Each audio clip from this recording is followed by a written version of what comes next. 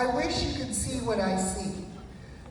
First of all, as pastor's wife for 49 years in April, I hear that the scripture says that without a vision the people perish.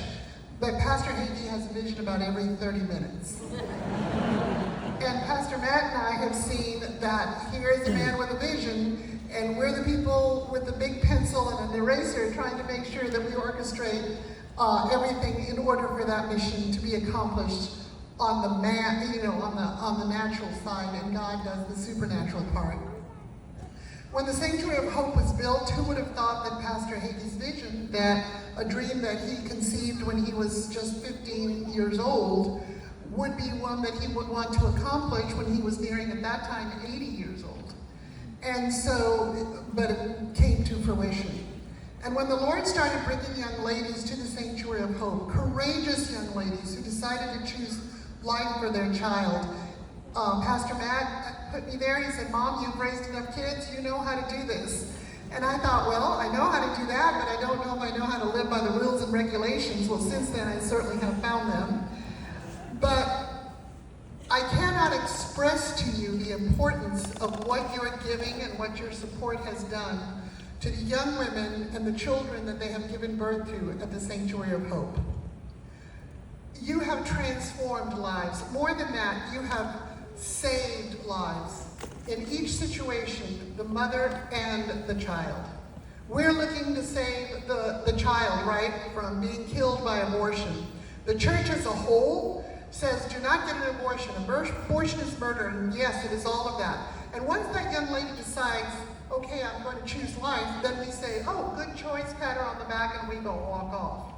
And that's the last thing we need to do. And that's the beauty of the Sanctuary of Hope. It gives them an answer. These young ladies, many of which, they have been couch surfing. I found a lot of new words that I didn't know, phrases. They couch surf. They go from one couch to another, to another, to another, till they finally are thrown out on the street. I learned what FOB means, father of the baby. Normally, you kind of say, well, that FOB.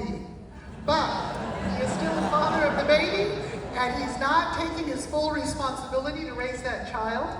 And shame on them. But thank God for that young lady that chose life for their child. They sat with me last week, and first of all, I took them to the fanciest place to have lunch. They have been, how do I say this? They have been following our guidelines very, very well. They have been doing extra work at the Sanctuary of Hope with joy. They've been helping to do certain chores that are above their normal chores. And our director, Janice, says, they're loving this, and they're saying, what more can I do? And it dawned on me, you know why? They're part of a family. They're part of a family that's taking care of their home. We have amazing field trips for them. We take them to the libraries, we take them to the zoos, we take them to the children's museums. We have picnics. But we have a group called the Titus Women that are there to mentor these young ladies. And we have a night called Family Fun Night. And of all the wonderful places we take them to, what do they love the most? Family Fun Night. Because they come together as a family and play silly little games, and they laugh, and they sit on the floor and eat pizza. When just days or weeks ago, they were living from sofa to sofa, or from one Salvation Army. They know where to go, they know how long they can stay before they're thrown back into the street. So when I had the time last week to take them to a very nice restaurant, I said we were going to get dressed in church clothes. And they did. They got dressed, and I showed them how to use the forks and the knives. I showed them how to order. We talked about the menu. Mrs. Hagee, what is a truffle? And I said, let me tell you what a truffle is. So we learned. And the other day I saw them, they said, a truffle. It's the pig that gets the truffle out of the ground. I said, yes, and you have had a truffle. But when we were eating and laughing and having a wonderful time, I told them how special they were to me, how special they were to Pastor Matt, to Kendall, and to Pastor Hagee, how special they were to each one of you. And I said, I want to visit with you very soon, and I want you to tell me what you are thankful for about the Sanctuary of Hope. Ladies and gentlemen, I sat in that living room with the girls on the floor and the kids all surrounding them, and what they told me, it broke my heart, but it broke it in a good way. It was filled with joy, because they said, the Sanctuary of Hope saved me. The Sanctuary of Hope is a place that I can now call home.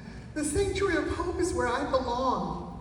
The Sanctuary of Hope is where I can get my high school degree and maybe my college degree.